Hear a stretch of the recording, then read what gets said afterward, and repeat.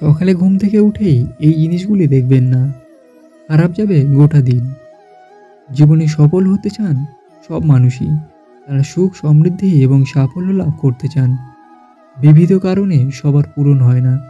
এর পিছনে রয়েছে পরিশ্রমের সঙ্গে ভাগ্য। যদি দুটির মধ্যে একটিও না থাকে, তাহলে সাফল্য মেলা কষ্টকর হয়।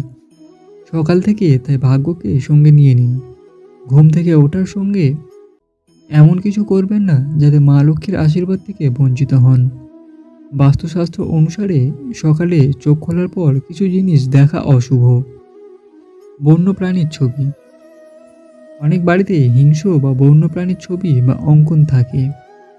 সকালে ঘুম থেকে উঠলেই সেদিকে চোখ চলে যায়। এই ছবিগুলি নেতিবাচক। চোখ খুলেই এই ছবি দেখবেন না। ছবিগুলি ঘরের এমন জায়গায় রাখুন যাতে সকালে উঠেই নজর না পড়ে। ছায়া। সকালে ঘুম থেকে উঠে নিজের বা অন্য কারো ছায়ার দিকে তাকানো উচিত নয়।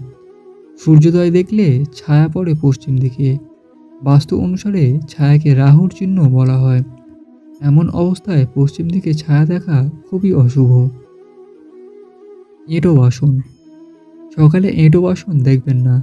বাস্তু অনুসারে রাতেই সমস্ত বাসন পরিষ্কার করে নেওয়া উচিত।